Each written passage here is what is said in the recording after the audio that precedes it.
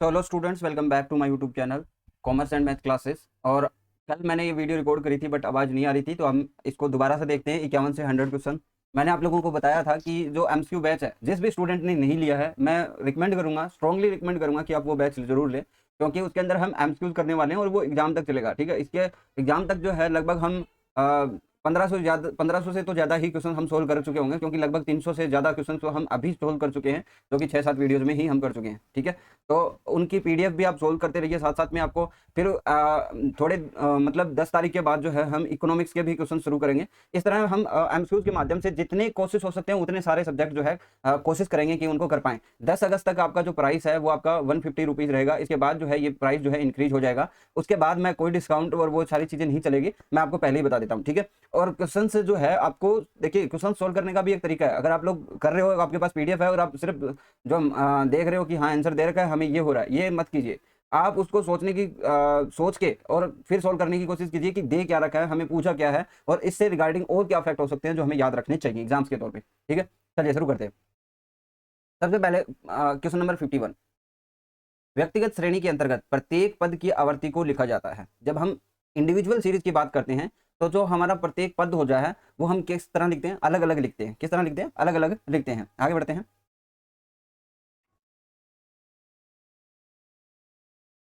चलिए, question number 52। वर्गीकरण समकों को उनकी समान विशेषताओं के आधार पर क्रम समूहों के क्रमबद्ध व विभिन्न भागों में अलग अलग करने की प्रक्रिया क्रिया है। यह परिभाषा किसने दी? तो परिभाषाएं बेसिकली आपसे नहीं पूछी जाती। औसत जो है आपके इस तरह के जो परिभाषा वाले जो स्टेटमेंट है वो बहुत कम पूछे जाते हैं। ठीक है, यहाँ पे आपको जो दिया गया है उसकी जो उसका जो आंसर हो जाएगा वो क्या हो जाएगा? बी हो जाएगा। होरेस साइक्रेस्ट की ये परिभाषा है। विभिन्न भागों को अलग अलग करने की क्रिया है। किसके बारे में बताया गया? वर्गीकरण के बारे में बताया। अर्थार्नियन का एक स्टेटमेंट दिया है कि किसी विचाराधीन समस्या को स्पष्ट करने के उद्देश्य से किए जाने वाले समकों का क्या कर रहे हैं? क्रमबद्ध अध्ययन कर रहे हैं। सुव्यवस्थित हम क्या कर रहे हैं? प्रस्तुतिकरण कर रहे हैं। जब हम प्रस्तुतिकरण की बात कर रहे हैं तो हमारे पास 3 तरह की चीजें रहती है। एक तो टेबल में हम प्रदर्शित कर सकते हैं, ग्राफ में हम प्रदर्शित कर सकते हैं और डायग्राम बना के हम प्रदर्शित कर सकते हैं। तो टेबुलेशन में टेबल हम पढ़ते हैं, ग्राफिकल रिप्रेजेंटेशन में ग्राफ्स और डायग्राम्स के बारे में पढ़ते हैं। और आपको पता है डायग्राम 2D 3D, ठीक है, 2D होता है, 3D होता है, पिक्टोग्राम कार्टोग्राम होता है, और ग्राफ की हम बात करते हैं तो हिस्टोग्राम होता है, फ्लुएंसी पॉलीगन होता है आपका, ठीक है, और ओजाइव कर्व होता है। ठीक है, ये चीज सारी चीजें हमें देखने को मिलती है। जिस तरह ही आपके आगे क्वेश्चन बढ़ते जाएंगे मैं आपको और एक्सप्लेनेशन के साथ ये सारी चीजें बताता चलूंगा। चलिए, निम्न में से कौन सा कथन सारणियन के संबंध में सही नहीं है? सारणियन में वर्गीकृत समूह को प्रस्तुत किया जाता है, तो ये बात सही है। सारणियन संख्यांकी विश्लेषण की विधि नहीं है, सारणियन आपकी प्रस्तुतिकरण की विधि है। ठीक है, पहले हम डेटा को कलेक्ट करते हैं, फिर क्लासिफिकेशन करते हैं, ठीक है, फिर टेबुलेशन करते हैं, फिर रिप्रेजेंट करते हैं, तो ये एनालिसिस की विधि नहीं है। ठीक है, विश्लेषण की विधि नहीं है। विश्लेषण के अंदर हम सेंट्रल टेंडेंसी पढ़ते हैं, डिस्पर्सन पढ़ते हैं, स्क्यूनेस पढ़ते हैं, और क्या पढ़ते हैं? कुर्टोसिस एंड मोमेंट्स पढ़ते हैं। ठीक है, ये 4 चीजें हमें पढ़नी पड़ती है एनालिसिस की हम जब बात करते हैं। बाकी बहुत सारी विधियां हैं, लेकिन मेजरली हमने बात करी 4 विधियों की। आगे बढ़ते हैं क्वेश्चन नंबर 55 के अंदर। निम्नलिखित में से सारणियन का उद्देश्य क्या है? समकों को सूचनाबद्ध, क्रमबद्ध और सुव्यवस्थित रूप से प्रस्तुत करना। ये हम पहले ही पढ़ चुके हैं, ये तो है ही उसका उद्देश्य। समकों की तुलना हम कंपैरेटिव कर सकते हैं। समकों के विश्लेषण में निर्वेचन करने की सुविधा। ठीक है, तो विश्लेषण और निर्वेचन में क्या करता है? ये हमें सुविधा प्रदान करता है, ना कि विधि है खुद, है ना। तो डी आंसर होगा इसमें उपयुक्त सभी। देखिए, जिन भी स्टूडेंट ने अभी तक जो है मतलब आपने थ्योरी नहीं पढ़ी है, तो आप या तो नोट्स के माध्यम से पढ़ लीजिए या कोर्स के माध्यम से पढ़ लीजिए।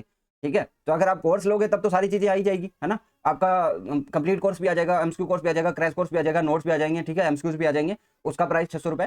तो जिस स्टूडेंट ने नहीं लिया, अभी आपके पास 2.5 मंथ का टाइम है, तो आप अच्छे से कर लो, है ना। अगर नहीं किया है तो अदरवाइज आप जो है नोट्स या फिर एमसीक्यू बेस से भी कर सकते हो। और अगर आप सब कुछ कर चुके हो तो एमसीक्यू बेस तो मोस्ट रिकमेंड कर रहा हूँ मैं आपको। वस्तुओं के उचित व सही वर्गीकरण द्वारा संभव है। बहुमूल्य श्रम की बचत होती है, बहुमूल्य समय की बचत होती है। ये आंसर हो जाएगा। आंकड़ों के संग्रह के पश्चात अगला चरण क्या होता है? जब हमने संग्रह कर ही लिया तो हम उसका क्या करेंगे? भाई हमने जो है डेटा को कलेक्ट करा, कलेक्ट करने के बाद हम क्या करेंगे? उसका वर्गीकरण करेंगे। निर्देशित तो नहीं करेंगे, समायोजन, संगठित कर वर्गीकृत रूप में प्रस्तुत करना, ये आपका क्या होता है? अगला कार्य होता है। अगर हम पूछें कि संग्रहण से पहले हम क्या करते हैं, देखना, ये आपको याद रखना है। हम क्या करते हैं? अन्वेषण का आयोजन करते हैं, प्लानिंग करते हैं उसके लिए। ठीक है, एक बहुत ही उबाऊ कार्य व थका देने वाले कार्य क्या होगा? अवर्गीकृत विशाल जो आंकड़े हैं उससे सूचना प्राप्त करना, तो ये भी होगा। वर्गीकृत आंकड़ों से सूचना प्राप्त करना, ये तो आसान होता है। आंकड़ों को उचित समूह रखना व निर्देशन प्रदान करना ये भी, लेकिन आपका अवर्गीकृत जो विशाल आंकड़े होंगे उनसे सूचना प्राप्त करना बहुत कठिन होगा। इसलिए हम क्या करते हैं, जब हम कलेक्ट करते हैं डेटा को, उसके बाद उसको हम क्या करते हैं, क्लासिफिकेशन करते हैं, ताकि आपका वर्गीकृत हो जाए। ठीक है, फिर आपकी सारी चीज़ें आसान हो जाती है कार्य करने के लिए। ठीक है, फिर हम टेबुलेशन कर देते हैं, रिप्रेजेंट कर देते हैं, तो आगे एनालिसिस में भी सुविधा प्रदान होती है उसकी। वर्गीकरण का प्रमुख उद्देश्य क्या है? स्थिरता प्रदान करना, विशाल समूह को संक्षिप्त रूप देना। तो हमारा जो मेन मेजरली अगर इसमें देखें तो जो समूह का विशाल समूह होता है, अवर्गीकृत विशाल समूह, उसको हम क्या कर देते हैं, समरी टाइप में बना देते हैं, क्योंकि हमने होमोजीनियस रूप में उनको अलग अलग कर दिया है। आंकड़ों का संगठन का लाभ है, आंकड़ों के संगठन का लाभ है, संग्रहण ढूंढने में आसानी, तुलना करने में सरलता, बिना किसी कठिनाई के निष्कर्ष निकालने योग्य है। तो इसमें तो सबको पता डी आंसर हो जाएगा। आगे देखते हैं, संकलित संकों में उनकी विभिन्न विशेषताओं के आधार किस प्रकार बांटा जा सकता है। तो हम जो संकलित डेटा है हमारे पास, उसको हम किस में बांट सकते हैं, क्लासेज में बांट सकते हैं। ठीक है, और सब क्लासेज में भी बांट सकते हैं, सब ग्रुप में भी बांट सकते हैं, अलग अलग समूह ग्रुप में भी बांट सकते हैं। ठीक है, तो डी हो जाएगा, सब में बांट सकते हैं। एक श्रेष्ठ विद्यार्थी अपनी पुस्तकों का वर्गीकरण करता है, तो वो ऑथर के हिसाब से भी कर सकता है, लेखकों के आधार पर, और सब्जेक्ट के हिसाब से भी कर सकता है, विषय के आधार पर, प्रकाशन एडिशन के हिसाब से भी कर सकता है, और जो पब्लिकेशन ईयर है उसके हिसाब से भी कर सकता है। तो डी आंसर आप लोग करोगे। वर्गीकरण किया जाता है कालानुक्रमिक, यानी आपका समय के अकॉर्डिंग, जैसे 2001 लिख दिया, 2002 लिखा। स्थानिक वर्गीकरण स्थान के हिसाब से, जैसे हमने स्टेट ले लिया या फिर डिस्ट्रिक्ट ले लिया या फिर आपके ग्राम पंचायत ले ली, ठीक है, या देश ले लिए। ठीक है, प्लेस वेस्ट बंगाल, राजस्थान, है ना, अलग अलग स्टेट्स को ले लिया, वो आपके स्थानिक वर्गीकरण को बताता है। गुणात्मक वर्गीकरण हो गया, ठीक है, जो आपका क्वालिटी है उसके हिसाब से। मात्रात्मक तो खैर होता ही है, जो आपका क्वांटिटी है जिसको हम गिन सकते हैं। एक श्रेष्ठ एवं विश्वसनीय निष्कर्ष वाले वर्गीकरण की विशेषता क्या होगी? ये व्यापक होगा, लोचपूर्ण होगा और होमोजीनियस होगा। ठीक है, क्या होगा? होमोजीनियस होगा। तो डी आंसर हो जाएगा इसमें। आगे बढ़ते हैं, चलिए। ऊंचाई, भार, आय व छात्रों के प्राप्तांक। ऊंचाई, भार, आय, छात्रों के प्राप्तांक, ये क्या है? मात्रात्मक है, क्वांटिटिव है। ठीक है, क्वालिटी की बात करोगे तो बुद्धि, सुंदरता, ऐसी चीजें हमें देखने को मिलेगी। यदि किसी वर्ग की निचली सीमा 66 है, 66 है, ऊपरी सीमा 70 है, तो आपका मिड पॉइंट क्या होगा? अब देखिए, मिड पॉइंट निकालने के अलग अलग तरीके हैं। 66 से 70 बोला ना, ये हमारा ग्रुप है 66 से 70, या तो हम इनको ऐड ऑन कर लें, 66 और 70, ये कितना आ गया? 136/2 करेंगे तो हमारे पास कितना आ जाएगा? ये 68 आ जाएगा। पहला तरीका तो ये हो गया। दूसरा तरीका क्या है? इनका डिफरेंस कितना है? इन दोनों का डिफरेंस कितना है? आप बोलोगे 4 है, 4 को 2 से डिवाइड करो, ये आपका 2 आ गया। अब एक में आप ऐड कर दो, एक में लेस कर दो। इसमें से आप क्या करोगे? लेस करोगे, अपर लिमिट जो होती है उसमें से आपका क्या आ गया? 68 आ गया। और इसमें से आप 66 में से 2 ऐड करोगे तो भी क्या आएगा? 66 आएगा। तो मिड वैल्यूज दोनों ही वैल्यूज से आप निकाल सकते हो। ठीक है, एक ये तरीका है। अगर आपको ज्यादा ही नहीं समझ में आ रहा तो आप कैसे कर सकते हो? 68, 69, 70, देखो 66 से दिया ना, 66, 68, 68, 69 और 70। ठीक है, आपको मिड वैल्यू लेनी है, 2 यहाँ से छोड़ा, 2 यहाँ से जोड़ा, ये आपका क्या हो गया? Mid value. एज पर आपको जहां जैसे समझ में आता है उस तरह कर सकते हो, कोई वो नहीं है। अब यहाँ पे देखिए 75, 65 और 85, 95 दिया, जबकि हमारे पास 66 है निचली वैल्यू। तो 66 में तो आपका 68 आएगा। अगर आपको ये 65 लेके आना है, यानी ये बुक के अकॉर्डिंग बता रहा हूँ, अगर 65 होना तो 60 से 70 आपकी रेंज होनी चाहिए थी। तो यहाँ पे अकॉर्डिंग टू क्वेश्चन यहाँ पे कोई भी आंसर सही नहीं है, आप 68 लिख लो अलग से। चलिए, किसी देश की जनसंख्या विवाहित तथा अविवाहित दो वर्गों में वर्गीकरण है। तो विवाहित होना और ना होना कोई क्वांटिटी तो है नहीं। ठीक है, ये कैसा होगा? ये आपका गुणात्मक होगा। क्या होगा? गुणात्मक होगा, संख्यात्मक नहीं होगा। ना ही आपका समयानुक्रम, भौगोलिक भी नहीं है, जियोग्राफिकल जिसको हम बोलते हैं। कौन सा आदर्श माध्य का लक्षण नहीं है? वो स्थिर होना चाहिए, स्थिर होना चाहिए, सरल होना चाहिए और निरपेक्ष होना, ज्यादा समय लेने वाला नहीं होना चाहिए। ये आपका डी आंसर क्या हो जाएगा? यहाँ पे सही हो जाएगा। एक श्रृंखला के सभी समक से विचलन को बीजीय योग शून्य होता है। तो समांतर माध्य से लेंगे शून्य होगा। ये आप लोगों को पता होना चाहिए कि जब हम सिग्मा x माइनस एक्स बार करते हैं तो हमारा क्या आता है? 0 आता है। और जब हम सिग्मा x माइनस एक्स बार का स्क्वायर करते हैं तो ये न्यूनतम आता है। लेकिन जब आपसे बात करी जाएगी कि आपका जो माध्य विचलन है वो मीडियन से न्यूनतम आएगा। ठीक है, ये भी आपको ध्यान रखना है। ओपन एंडेड सीरीज की हम बात करते हैं, ओपन एंडेड सीरीज, तो हम समांतर माध्य को काउंट नहीं कर सकते और उसके लिए सर्वोपयुक्त मैप क्या होगा? माध्यिका होगा। ठीक है, माध्यिका जो होती है ओजाइव कर्व से हम ज्ञात कर सकते हैं। माध्यिका किससे ज्ञात कर सकते हैं? ओजाइव कर्व से। और उससे हम जो है Q3, Q1 और ये सारी सीरीज भी ज्ञात कर सकते हैं। जबकि हिस्टोग्राम से हम क्या ज्ञात कर सकते हैं? हिस्टोग्राम से हम बहुलक ज्ञात कर सकते हैं। हिस्टोग्राम है उसके अंदर क्लासेज आपकी इक्वल हो या फिर नॉन इक्वल हो, दोनों चलेगा। लेकिन आप जब फ्रीक्वेंसी पॉलीगन की बात करोगे तब आपका जो है क्लासेज क्या होनी चाहिए? समान होनी चाहिए, तभी आप ज्ञात कर सकते हो। ठीक है, उसके अंदर भी हम बहुलक ज्ञात कर सकते हैं। ठीक है, और दूसरी बात, हिस्टोग्राम जब आप निकालते हो तब आप जो पॉइंट से आपका जो निकालते हो बहुलक, वो भी आपका जो बहुलक है वो गणितीय सूत्र जो होता है उसके इक्वल आएगा। गणितीय सूत्र के क्या आएगा? इक्वल आएगा। क्लियर है? चलो आगे देखो, जब हम बात करेंगे उसकी तब हम उसकी बात करेंगे। ठीक है, क्योंकि ये बीच में घुसा दिया मैंने थोड़ा सा। लेकिन देखिए, जैसे भाई आपकी जब जो स्टैटिस्टिक्स कंप्लीट हो जाएगी ना, तब हम ऐसे ही बात करेंगे। कोई भी फैक्ट कहीं पे भी ऐड कर सकते हैं। क्यों? क्योंकि हमें जो है ऐसे नहीं लेके चलना कि भी हमें चैप्टर वाइज सब कुछ याद है, क्योंकि आपके जो वहाँ पे पर्सन पूछे जाएंगे वो चैप्टर वाइज नहीं पूछे जाएंगे, वो आपको कहीं से कुछ भी पूछ सकता है। ठीक है, उसके लिए आपको तैयार रहना है। और इसलिए मैं बोल रहा हूँ कि ये जो एमसीक्यू बैच है वो बहुत बहुत इंपॉर्टेंट होने वाला है। ठीक है, चलिए आगे बढ़ते हैं। देखिए, एक सबमिट बटन में x बार 12 है तो जेड की वैल्यू क्या होगी। जब हम सबमिट की बात कर रहे हैं तो बहुलक भी क्या हो जाएगा, 12 के बराबर ही हो जाएगा। बहुलक क्या हो जाएगा, 12 के बराबर ही हो जाएगा। क्योंकि जब हम स्क्यूनेस की बात करते हैं, देखिए स्क्यूनेस की बात करते हैं हम, स्क्यूनेस, तो स्क्यूनेस में हम दो टाइप्स देखते हैं। कौन कौन से टाइप्स देखते हैं? हम देखते हैं सबमिट, सबमिट, सबमिट। यहाँ पे आपकी क्या विषमता होगी, क्या स्क्यूनेस होगा? नहीं, नहीं होगा, यहाँ पे विषमता 0 होगी। जब हम असममित की बात करते हैं तो आपको दो प्रकार की जो है एसिमेट्रिकल की हम बात करते हैं। ठीक है, तो हमारे पास दो प्रकार होता है, एक तो पॉजिटिव होता है, एक नेगेटिव होता है। ये भी आपको ध्यान रखना है। जब हम पॉजिटिव और नेगेटिव देख रहे हैं तब आप पॉजिटिव की बात करोगे तो आपको दिखेगा, क्या दिखेगा, राइट टेल। राइट टेल कैसे बनता है, इस डायग्राम को बनाना आना चाहिए आपको। ये राइट टेल है क्योंकि यहाँ पे राइट है और यहाँ पे टेल है। ये टेल क्या होती है, हिंदी में पूंछ होती है, तो यहाँ पे इसकी पूंछ दिख रही है। ठीक है, तो यहाँ पे आपका जेड मिलेगा, यहाँ पे आपको एम मिलेगी और यहाँ पे एक्स बार मिलेगा। ठीक है, क्योंकि हम ग्राफ का रिप्रेजेंटेशन कर रहे हैं तो यहाँ पे आपको दिखेगा कि एक्स बार जो है यहाँ से ओरिजिन से ज्यादा दूर होगा तो एक्स बार बड़ा होता है। ठीक है, कई बार डायग्राम्स में आपको समझ में नहीं आता, लेकिन यहाँ पे क्या होगी, एक्स बार बड़ा होगा, एम उससे छोटी होगी और जेड सबसे छोटा होगा। लेकिन आप जब लेफ्ट टेबल की बात करोगे ना, जब आप लेफ्ट टेबल की बात करोगे तो ये डायग्राम ऐसे बनेगा। ठीक है, तब आपका जो एक्स बार होगा वो आपको इस साइड दिखेगा, क्योंकि ये माइनस की साइड होती है। इस साइड हम देखेंगे, अगर हम इस तरह बना रहे हैं तो आपको पता है एक्स की वैल्यू इधर प्लस की होती है और इधर माइनस की होती है, तब आपको ये कम दिखेगा। तो आपका एक्स बार क्या होगा, सबसे छोटा होगा, सबसे छोटा होगा, एम से भी छोटा होगा और जेड सबसे बड़ा होगा। ये है समित की बात करी हमने, नेगेटिव की बात करी। ठीक है, यहाँ तक कोई दिक्कत नहीं है, किसी को कोई दिक्कत? चलो आगे बढ़े, चलो आगे आएंगे इनके क्वेश्चन तब हम करेंगे।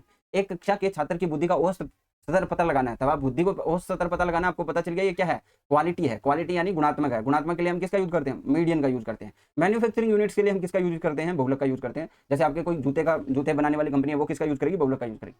बहुलांक, मोड और माध्यांक मीडियन है, क्या है, ये पोजिशनल जो है एवरेजेस रहते हैं। इसके अंदर हम क्या पढ़ते हैं, एम और जेड को पढ़ते हैं। जब हम अर्थमेटिक या गणितीय माध्यम को पढ़ते हैं तो एक्स बार पढ़ते हैं हम और क्या पढ़ते हैं, जीएम पढ़ते हैं, एचएम पढ़ते हैं। ठीक है, निम्नलिखित समकों के ऊपर देखिए, एक परीक्षा में निम्न प्राप्तांकों का समांतर माध्य ज्ञात कीजिए। निम्न प्राप्तांकों का समांतर माध्य ज्ञात कीजिए। समांतर माध्य ज्ञात करना है, देखिए आप अलग अलग तरीके से ज्ञात कर सकते हो। या तो इनका सम कर सकते हो, और सम कैसे करोगे, आप ऐसे सम मत करो ना कि 43 48 ऐसे सम मत करो। इनका जो जो आपका 2 डिजिट है ना उसको ऐड करो। जैसे 43 है, इसको हमने 40 लिया ना, इसको भी 40 लेंगे, इस तरह ऐड करते चलो। 40 40 80 60 140 140 190 220 280 200 310 310 350 350 और 420 420 और 50 470। अब आपकी जो यूनिट है ना, सिंगल यूनिट, उनको ऐड करो। 3 8 3 11 11 5 16 16 और 7 23 23 और 1 24 24 7 31 8 39 39 8 47 और 3 50। ये मैंने 50 ऐड करा तो ये कितना हो गया, 520 हो गया। हमारे पास वैल्यूज कितनी है, 10 वैल्यूज है, डिवाइड करो 10 से 52 आ गया। ठीक है, सिंपल सा वे है, कोई दिक्कत नहीं है मेरे हिसाब से। आगे बढ़े, देखिए इसलिए तो मैं बोल रहा हूँ कि आप लोगों को जब आप कोर्स लोगे ना तो बहुत सारी चीजें सीखोगे जो आपकी अर्थमेटिक और उनको भी मजबूत करेगी। और अर्थमेटिक तो फेवरेट सब्जेक्ट है, तो मैं आपको बहुत अच्छे से तरीके से पढ़ाऊंगा। कौन सा सही है, जब हम बात कर रहे हैं तो जनरल वे में आपका जो है अर्थमेटिक मीन ग्रेटर और इक्वल होता है जियोमेट्रिक मीन से और हार्मोनिक मीन से भी, ये आपका रिलेशन होता है। डी आंसर आप लोग इसको ध्यान में रखोगे। चलें आगे, चलो जनवरी क्या बोला हुआ है, जनवरी 2017 के माह इंदौर में शहर में 10 दिन में 2, 8 दिन में 3, 5 दिन में 4 और महीने के शेष दिनों में 5 वर्षा हुई। चलो इसको देख लेते हैं, थोड़ा सा साइड कर लेते हैं, जगह बनानी पड़ेगी थोड़ी सी यहाँ से। चलो देखो, सिंपल वे में हम देखते हैं कि जनवरी में 31 दिन होते हैं, तो 10 दिनों में तो क्या वर्षा हुई, 2, और 8 दिनों में 3 इंचेस। ठीक है, आगे देखें तो 5 दिनों में 4 इंचेस। अब बाकी दिन कितने बच गए, 18 और 5 23 हो गए, तो 8 दिन बच गए, 8 दिनों में 5। ठीक है, यहाँ पे हमने देखा 20 होगा, 20 हो गया, और ये कितना हो गया, 24 20 और ये 40। ऐड करो, 60 100 और 104 हो गया, कितना हो गया, 104। अगर हम ऐड करें दिनों की संख्या तो ये कितनी है, 31। 104 के अंदर 31 का डिवाइड करो तो 31 ये 93 होता है, तो 3 से ऊपर ही आएगा। और इसमें हमें 3 से वैल्यू रिलेटेड एक ही दिख रही है, तो हमें डायरेक्टली हम आंसर कर देंगे। मैं पहले ही बोल रहा हूँ कि पेपर मुश्किल नहीं आता, ये इकोनॉमिक इन्वेस्टिगेटर के अंदर आया हुआ है और ये आया है इन्वेस्टिगेटर के अंदर। ठीक है, केंद्रीय प्रवृत्ति का सर्वाधिक प्रयुक्त माप कौन सा है, आपको पता है, गणितीय माध्य, यहाँ पे अर्थमेटिक मीन बोल सकते हो या फिर आप समांतर माध्य बोल सकते हो। एक समंक में समूह में एक से ज्यादा बार आने वाली समंक क्या है, ये भी अनावश्यक भर्ती 2016 के अंदर आया हुआ है, 2018 के अंदर हुई थी बीच में। अभी इसका वैकेंसी आना चाहिए मेरे हिसाब से। क्या होगा, ज़्यादा बार आने वाला बहुलक हो जाएगा। माध्यिका ज्ञात करनी है, माध्यिका ज्ञात करोगे तो आपके पास 3 और 3 7 वैल्यूज है, आपको चौथी वैल्यूज लेनी है, क्योंकि 7 + 1/2 क्या होता है, चौथा जो पद होगा वही आपका माध्यिका बन जाएगा। तो हम देखें तो सबसे छोटा पहला पद ये है, दूसरा ये है और तीसरा ये है, चौथा क्या हो जाएगा आपका, नहीं एक हमने मिस कर दिया, तीसरा ये है, चौथा फिर 280 हो जाएगा। ये आंसर इसका होगा। आगे देखिए, माध्य विचलन के लिए समकों के वर्ग का योग होता है। माध्य विचलन के लिए समकों के वर्गों का योग, तो ये हमने देखा कि सिग्मा, और हमने विचलन किस लिए लिया, एक्स बार से, समांतर माध्य से, और उसका अगर हम स्क्वायर करेंगे तो ये क्या होगा, न्यूनतम होगा। न्यूनतम होगा, न्यूनतम किस संदर्भ में होगा, बाकी हम माध्य लेते हैं उनसे न्यूनतम होगा। ठीक है, तो ये क्या हो जाएगा, सी हो जाएगा। एक श्रेणी में माध्यिका 10 है, यदि अतिरिक्त समंक 5 व 20 जोड़े जाएं तो अतिरिक्त क्या होगा। तो देखिए, अगर हम 10 एक माध्यिका ले रखे हैं और ये पोजिशनल मीन है, तो यहाँ पे कुछ वैल्यूज होगी, यहाँ पे कुछ वैल्यूज होगी। मान लो यहाँ पे 4 वैल्यूज और दी हुई है और यहाँ पे भी 4 वैल्यूज और दी है। मैंने एक तो 5 जोड़ा, ठीक है, एक 20 जोड़ा, तो मैंने दोनों तरफ एक एक जोड़ा, तो मेरे हिसाब से यहाँ पे भी 5 वैल्यू होगी, यहाँ पे 5 वैल्यू होगी। क्या पोजिशनल चेंज हुई, पोजिशन चेंज नहीं हुई तो माध्यिका चेंज नहीं होगी। डी आंसर करोगे। किसी श्रेणी के अनुमूल्यों दिए गए हैं तो उसका ज्यामितीय माध्य होगा। ज्योमेट्रिक मीन जो होता है ना, जो हमें मूल्य दिए रहते हैं उसका प्रोडक्ट होता है। जैसे हमें दिया हुआ है 8 और 2, अगर मुझे इसका ज्योमेट्रिक मीन निकालना है तो आप क्या करोगे, 8 दूनी 16 करोगे और उसका रूट कर दोगे। लेकिन अगर हमें 3 संख्याएं दी हुई है, जैसे 4, 3 और 3 दिया हुआ है, तो अगर हमने इनका योग करा तो हमें इसका क्या निकालना पड़ेगा, क्यूब रूट निकालना पड़ेगा। एनवा मूल होता है, यानी जितनी संख्या है उतना ही हमारा जो है रूट होगा, उतना ही रूट होगा। तो यहाँ पे क्या हो जाएगा, इसका फॉर्मा एन मूल्यों का गुणा और अनवा मूल। डी आंसर आप लोग सही करोगे। 13 विद्यार्थियों के एक बैच में 4 विद्यार्थी अनुत्तीर्ण है, 4 फेल हो गए। ठीक है, उत्तीर्ण हुए विद्यार्थियों के अंक, हमें सिर्फ उत्तीर्ण हुए विद्यार्थियों के अंक दिए हैं, तो 4 तो फेल हो गए। 13 है ना टोटल, 13 + 1/2 यानी 8वां पद, 7वां पद होना चाहिए। 4 तो फेल हो गए जिसके मार्क्स नहीं दिए, तो हम कौन सा, 5वां, 6वां और 7वां, यानी हमें तीसरी वैल्यू असेंडिंग ऑर्डर में हम तीसरी वैल्यू देखेंगे तो हमारा क्या होगा, माध्यिका निकलेगी। तो मैंने सबसे पहले छोटा देखा, सबसे छोटा क्या है, 35 है, फिर 36 है, फिर आपका क्या है 38, तो आपका 38 ही आपका राइट आंसर होगा। गुणात्मक माप के लिए सबसे अधिक प्रयुक्त माप है। तो गुणात्मक के लिए पूछा, क्वालिटी के लिए पूछा, क्वालिटी के लिए आपको बताइए माध्यिका। ओपन एंडेड के लिए भी सर्वोपयुक्त माप क्या है, माध्यिका। क्लियर है, आगे बढ़ते हैं। कौन सा माध्य मूल, मापन और पैमाना और परिवर्तन से निर्भर करता है। तब हम बात करें तो ये क्या हो जाएगा आपका समांतर माध्य। आपको ध्यान रखनी है, एक छोटी सी टेबल आपको हमेशा बना के रखनी है। जब भी आप याद करोगे तो ऐसे याद करो, एक्स बार, एम, जेड और स्टैंडर्ड डेविएशन। इसको मैंने लिखा, तो सबसे पहले आपका क्या होता है, सबसे पहले आपका आता है कि ओरिजिन। ओ देखो, जब हम अल्फाबेट के हिसाब से देखते हैं तो आप देखोगे ओ पहले आता है और एस बाद में आता है। ओ का हो गया ओरिजिन और एस का क्या हो गया, स्केल हो गया। अब आप देखो कि सबसे पहले हम जब सीखते हैं तो जोड़ घटाओ पहले सीखते हैं, गुणा भाग बाद में सीखते हैं। तो पहले जोड़ और घटाओ, गुणा और भाग। ठीक है, ये देखा मैंने। तो ये परिवर्तन नहीं, इसमें जो है परिवर्तन करने से इफेक्ट होता है, ये भी इफेक्ट होता है, ये भी इफेक्ट होता है, ये वाला इफेक्ट नहीं होगा और ये इफेक्ट होगा। जब आप स्टैंडर्ड डेविएशन के अंदर इफेक्ट करते हो, स्केल के अंदर गुणा भाग से, तो ध्यान रखना जब आप निकालोगे किसके अंदर, क्या निकालोगे आप, सीवी, कोएफिशिएंट ऑफ वेरिएंस। जब आप निकालोगे, वेरिएंस क्या होता है, स्टैंडर्ड, सॉरी सीवी बोला मैंने, वेरिएंस की बात करें। वेरिएंस क्या होता है, स्टैंडर्ड डेविएशन की स्क्वायर। अगर हम इसमें इफेक्ट डालेंगे तो वेरिएंस के अंदर प्लस माइनस का इफेक्ट नहीं पड़ेगा, लेकिन गुणा भाग का पड़ेगा। लेकिन आपको ध्यान रखना है कि वो किससे पड़ेगा, स्क्वायर से पड़ेगा। ठीक है, ध्यान रखना। आगे हम क्वेश्चन आएगा तो उसको सोल्व करेंगे। आगे चलो, प्रथम एन प्राकृत संख्याओं का प्रसरण क्या है। यहाँ पे क्या पूछा, प्रसरण। ठीक है, तो प्रसरण क्या होगा, एन स्क्वायर माइनस 1 बटे क्या हो जाएगा, 12 हो जाएगा। ये आपको ध्यान रखना है। वैसे याद कर लो, जब आपको फर्स्ट एन नेचुरल नंबर का सम पूछे, sum of first N natural number, तब आप क्या करोगे, n into N plus 1 into बटे 2। ठीक है, जैसे हमने 1, 2, 3, 4 जोड़ा, इनका योग निकालना है। तो इनका योग वैसे मुझे 10 पता है, लेकिन अगर आपको इस सूत्र से निकालना है तो क्या करोगे, 4 गुणा 5 बटे 2। ठीक है, ये 2 से बाद 10 आया। ठीक है, ये तो आपको याद रह जाएगा। इस तरह आपको फॉर्मूला भूलने में दिक्कत हो तो फिर हम कहते हैं कि इनकी जो sum of first N natural number square का याद करें, sum of square of first N natural number, तब आप क्या करोगे, n into N plus 1 2n plus 1 by 6 करोगे। ठीक है, इसको अगर आपको याद ना रहे तो मैं तो देखिए ऐसे आपको फॉर्मूले बनाने आने चाहिए साथ में। अगर हम इनका सम करें तो ये 30 होता है। ठीक है, 30 होता है। इसको हम करके देख लेते हैं। हम करेंगे तो ये कितना हो जाएगा, 4 लिया ना हमने, 4 संख्याएं, 4 इंटू 5 और 4 दूनी 8 इंटू 9। ठीक है, ये करा 6, 6 से करा, 3 से काटा तो ये 3 से, ये 2 से, और इसको 2 से काटा तो ये 2, 2 5 दूनी 10 और 30। देख ला, देखो आपको 1 से 4 संख्याएं हैं। अगर आपको फॉर्मूला याद नहीं आ रहा, वहां पे तो आपको फॉर्मूला पूछेगा। अगर आपको फॉर्मूला याद नहीं आ रहा तो आप करके देख लो। ठीक है, और उससे फॉर्मूला बना लो, क्योंकि थोड़ा बहुत तो आपको रहेगा कि n + 1 कुछ था ना, तो ऐसे आप कर लो। ठीक है, करने के बाद आपको कुछ भी दिक्कत नहीं आएगी। आपको बेसिक और फॉर्मूले दोनों चीजें याद होनी चाहिए, ताकि आप कुछ भी भूलो तो आपको याद आ जाए। एक और पूछता है, समांतर माध्य पूछता है, फर्स्ट एन नेचुरल नंबर का समांतर माध्य पूछता है। अब मुझे समांतर माध्य पूछता है, समांतर माध्य क्या होता है, पहले तो x होता है उनका सम होता है, तो हम sum of first N natural number क्या लिखते हैं, आप बोलोगे n इंटू एन प्लस 1/2 लिखते हैं। तो हम इसमें किसका डिवाइड करें तो समांतर माध्य आएगा। समांतर माध्य n डिवाइड करने से आएगा, सिग्मा x बराबर n, सिग्मा x बराबर क्या है, n इंटू एन प्लस 1/2, और बटे n कर देंगे तो n से n कट जाएगा, तो हमारा क्या हो जाएगा, n + 1/2 हो जाएगा। अब इसको भी करके दिखाता हूँ, देखो 1 2 3 4 है ना, इसका सम कितना है 2 10 है। अब 10/4 कर लो, कितना आया 2.5। अब फॉर्मूले से करके देखो, फॉर्मूले से करके देखो, सम कितना आपका 4, n क्या आपका 4 + 1/2 कितना हुआ 5/2, 5/2 कितना है 2.5। बताओ दोनों में इक्वल आ रहा है कि नहीं आ रहा। तो आपका ये फॉर्मूला n + 1/2 क्या है आपका है arithmetic mean of first and natural number का। क्लियर है। मेरे हिसाब से मैंने बहुत अच्छे समझाने की कोशिश की है, बाकी आप प्रैक्टिस करोगे उस पर डिपेंड करेगा। आगे बढ़ते हैं, चलिए। यदि दो समूह 20 व 25 अवलोकन है जिनका समांतर माध्य 40 व 30 है, उनका संयुक्त माध्य क्या होगा। संयुक्त माध्य का फॉर्मूला क्या होता है, देखिए दो संख्याएं दी हुई, तो दो संख्याओं के हिसाब से मैं लिख दे रहा हूं, यहाँ पे फॉर्मूला आपको याद रखना है। पहला समांतर माध्य उसकी संख्या, दूसरा समांतर माध्य उनकी संख्या, और जो संख्याएं हैं उनका योग, यही तो है।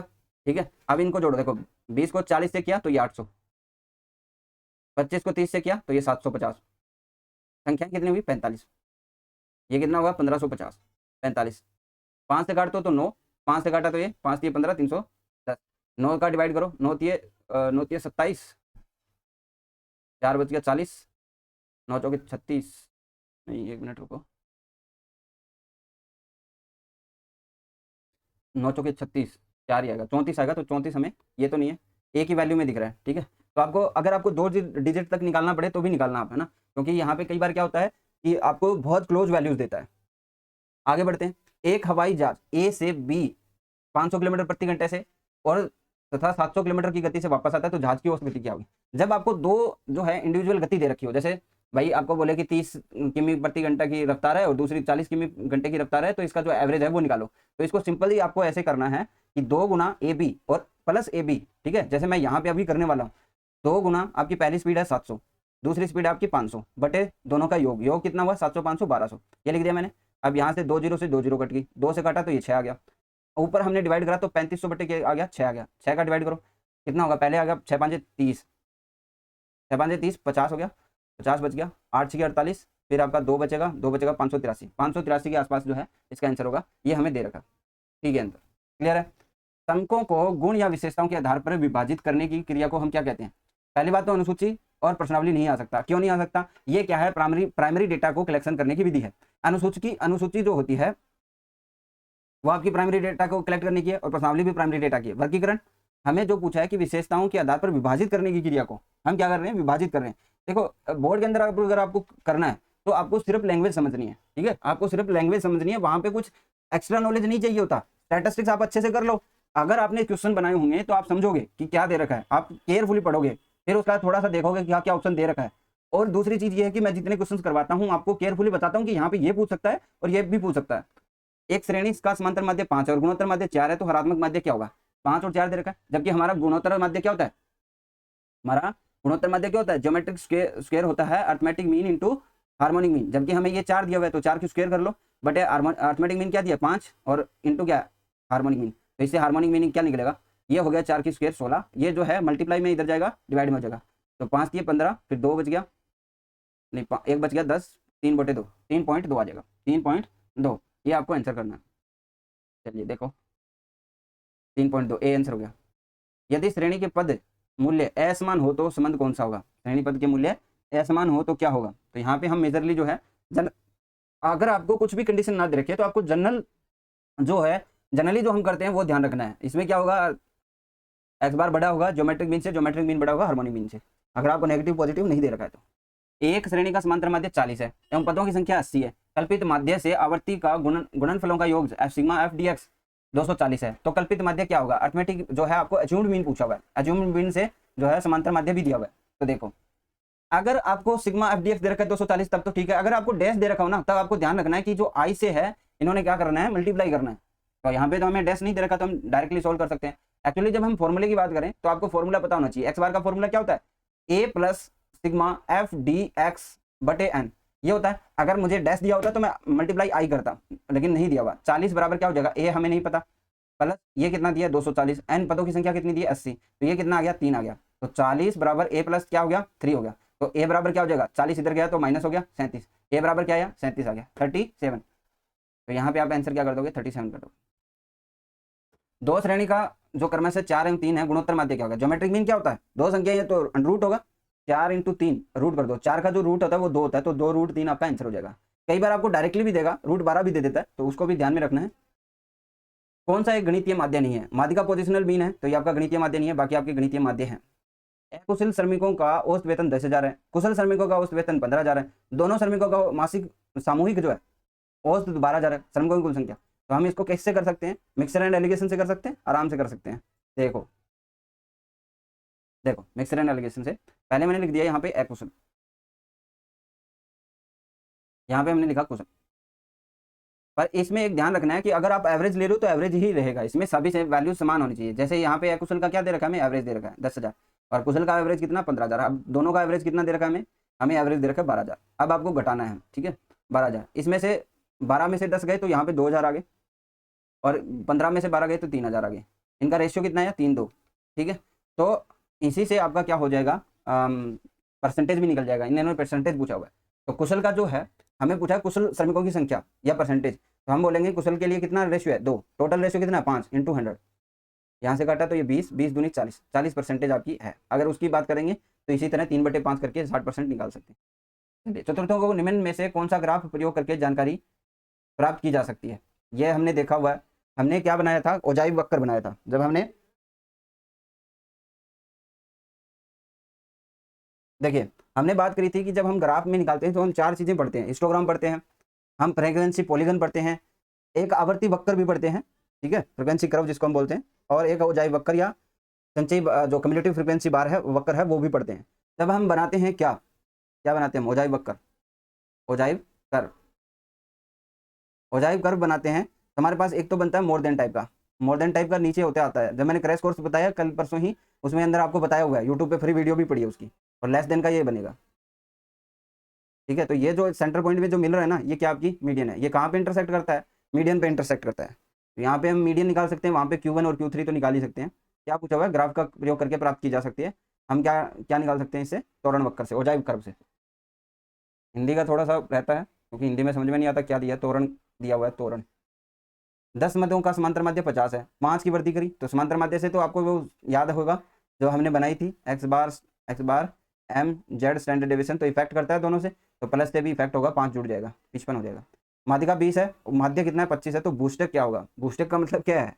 देखो हिंदी में कुछ चीजें ऐसी है अलग ही है।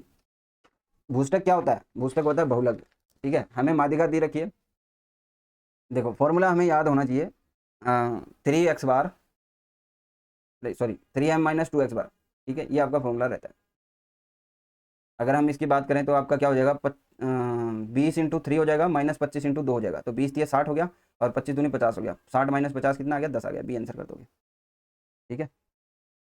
आपको ध्यान रखना है कि जब हम स्टूडेंट्स पढ़ते हैं तो हम इन चीज़ों को पढ़ते भी हैं, ठीक है। एक आपका जो फॉर्मूला रहता है वो आपको कभी कभी नजर आता है, एक्स बार माइनस जेड बराबर क्या लिखते हैं? 3x बार माइनस m, ये भी बनाते हैं, ठीक है। ये भी फॉर्मूला रहता है, थोड़ा सा बड़ा है, लेकिन आपको ये वाला भी याद रह जाएगा, तो इससे भी बना सकते हो 3 - 2x बार। ये आपका सीधा बहुलक का फॉर्मूला है, जहाँ पे जैसा यूज हो वैसा यूज करना। देखो अभी तक जो है ना बोरिंग टाइप के क्वेश्चन चल रहे हैं, क्योंकि कुछ बताने जैसा नहीं, सोल्व करने वाले क्वेश्चन नहीं आ रहे, बहुत ही बेसिक क्वेश्चन आ रहे।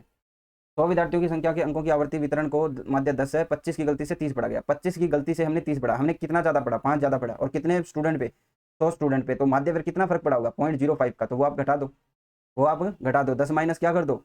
10 माइनस आप 0.05 घटा दो, तो ये आपका क्या बन जाएगा? 9.95 बन जाएगा, ए आंसर हो जाएगा। तो आगे जो क्वेश्चन आने वाले हैं ना वो थोड़े से अच्छे रहेंगे, क्योंकि अभी हमने सेंट्रल टेंडेंसी के अंदर प्रवेश कर लिया, फिर डिस्कशन से आपके जो है हार्ड क्वेश्चन शुरू हो जाते हैं, तो उनको हम डिस्कशन करेंगे नेक्स्ट क्लास के अंदर। और देखिए मैं आपको पहले ही बता दूं कि आप जो है एमसीक्यू बैच ले लो, ये सारी वीडियोस तो आपको मिलेगी, ठीक है। इसमें जितने भी क्वेश्चन होंगे, जितनी भी पीडीएफ होगी, हम सारे सोल्व करने वाले हैं। तो अगर आपको कोई कोर्स में दिक्कत हो, नीचे कॉन्टैक्ट नंबर है, वहाँ पे आप संपर्क कर सकते हो। बाकी अपडेट्स के लिए आप बने रहें। Thank you.